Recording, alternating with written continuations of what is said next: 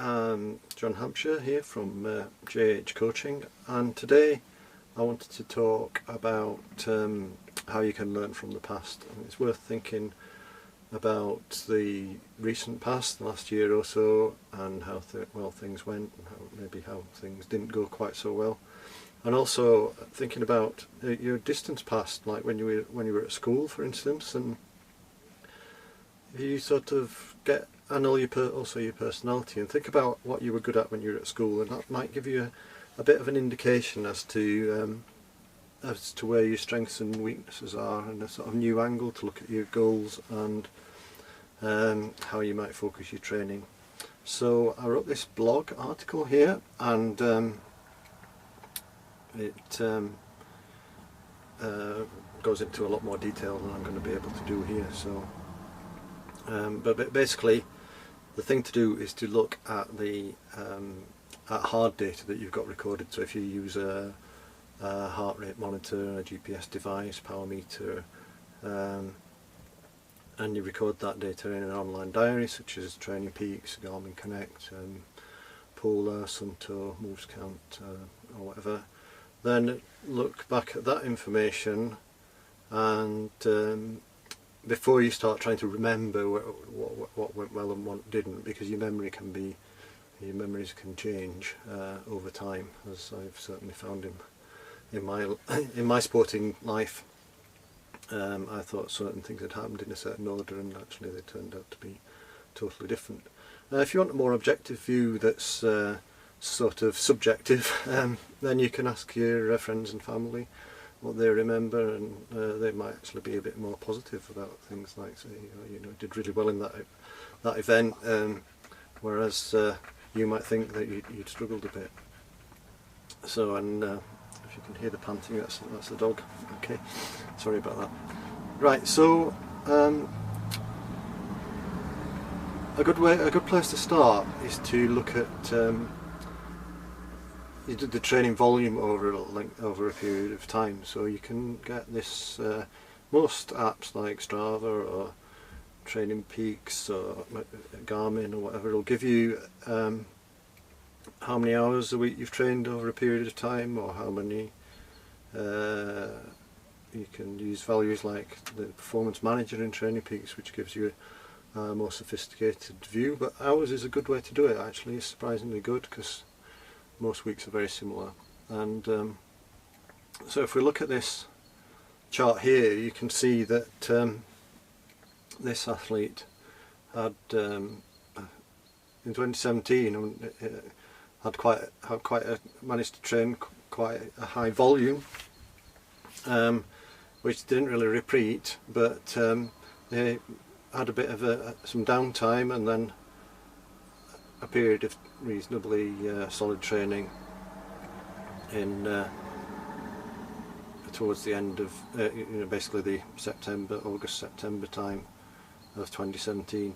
They then had a lot of time off, and then picked things up again in 2019, or sort of towards the end of 2018, and then this actually, knowing the athlete, it went on into 2019, which is sort of what I'm saying. So obviously, I mean, doesn't mean this could be many things could have caused this, but if you then sort of take time and look back at the comments, what the athlete was doing, the training diaries, you can then find out that this period here was a training camp in Mallorca. He spent a few weeks in Mallorca, was able to fortunately visit friends.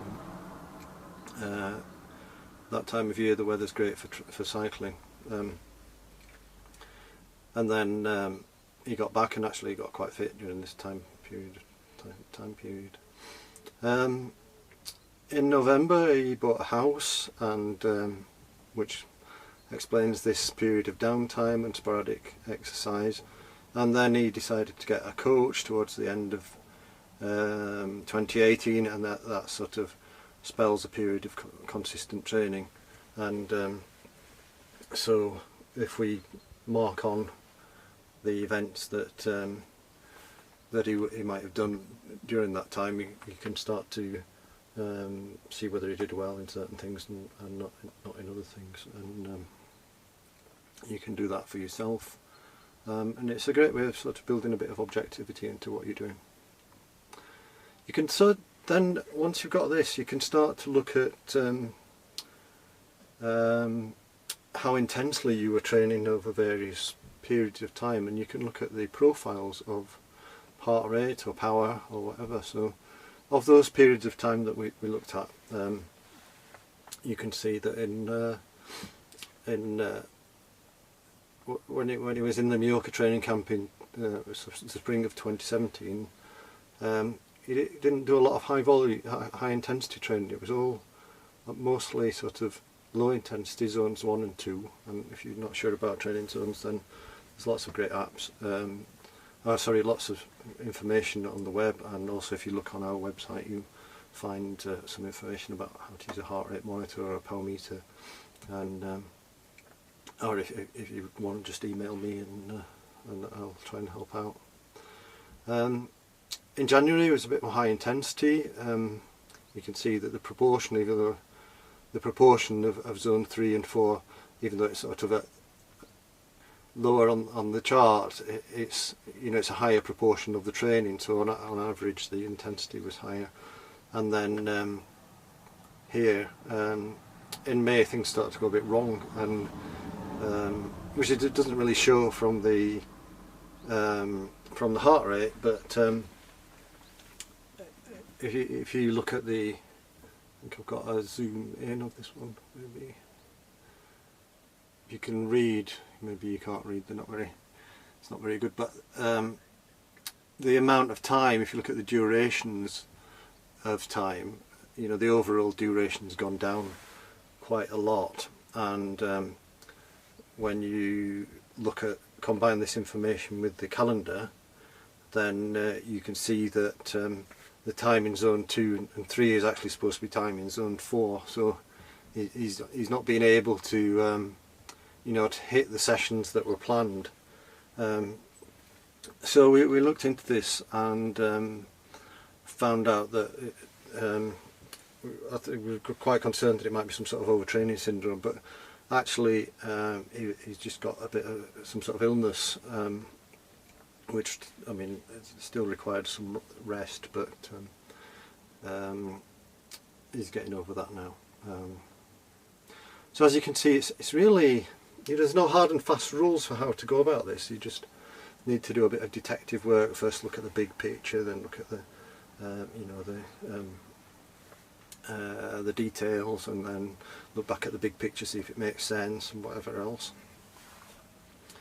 And look around. So you might have some photographs of events that you've done, or think, and they might trigger memories, and then you can look back at your data and see whether it makes sense. Or look on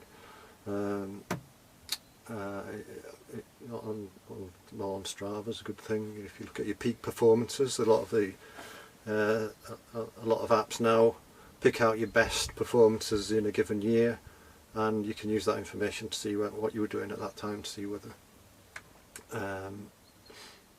it was what you thought was going to be the best thing, and then ultimately you can work out what is the best thing to do. If you were think about the sort of distant past as well, and think about your personality, and do you like training in groups? Do you like training on your own? If you're training a group, do you actually train harder or less hard? A lot of people, well, myself actually, I often, some sessions I train harder in a group. If I out riding on a group club ride, endurance ride, then often I'm working at a higher intensity than I might if I was on my own, which can be good, or it can be good, or it can be bad. Or if I'm actually doing a sort of hard session, an interval session, that can quite often be worse if I'm with somebody else. I can usually work harder or more consistently on my own. So some sessions I'm better working in a group, and some sessions I'm better not, and other people that I coach work better doing interval sessions with somebody else, because it helps them motivate. It helps motivate them, and they sort of hang on a bit longer than they might otherwise have done. And as long as you're getting enough recovery, then that's great. So, what works well for you? And this might be connected to your personality. You don't, if you want to get some sort of social aspects out of your club, then or out of your sporting activity, you don't have to actually spend the sporting activity with the other people. You can hang out with them afterwards or something like that, so that you all get the correct amount of training, the correct intensity, and you still get these sort of social benefits of working together or being in a team environment. And then there are also some tools now you can use to compare, well, basically see what your strengths and weaknesses are against the population in general. So like here you can get this out of Training Peaks now, and that's the same athlete you were looking at earlier, and as you can see, he's not exactly a sprinter, but you can see that like low intensity efforts are not very high, bearing in mind that he might not have done a lot of high intensity or short term efforts, so you've got to be careful. But I mean, it certainly looks like that's the case. And then if you look at the 5 and 20 minutes, you know, it's pretty okay, relatively very good. And then up to an hour, it starts to drift down a bit. But that's you know, that could well be because he's not done any 60-minute, you know, hard, sustained sort of efforts. And it's quite common for the 60 minutes to be a bit lower, particularly in this sort of winter period when you might not be doing any sort of hard work over long durations. And looking into the detail a bit more, you can see that the you know, the performances were going up until sort of here, same in this 20-minute periods, and then they dropped off, and that basically was when the athlete got ill. So you can see that, and it all correlates nicely with the data. So there you are. So you obviously want to use this information to make yourself a training plan, or feed it into your training, and that's I've written a little ebook, and if you look on the website endurancebikerunrun.com, you can there's an ebook tab on the home page, and that gives you steps you through how to build up your own training plan, so you might find that useful. I'll give you an example. So if you were looking at that, the athlete that we've talked about, so we saw that when they went to the Mallorca training camp they got fit, so maybe in December and January you might look at doing some low intensity, high volume work, and then build up the intensity in the spring for whatever events he might have in mind. And if the events that are the target have got some requirement for high intensity work, then you probably need to start that quite early on, like the sprinting and stuff, and maybe spend some time in the gym to build up some actual strength to convert into short-term powers. So there you go. And if you like this and you want to learn more and you think I'm a good teacher, then subscribe. If you tell me you like it, thumbs up. If you don't like it, tell me, and if you can tell me why you don't like it, that'd be really useful, I hope, if it's constructive. Okay, bye.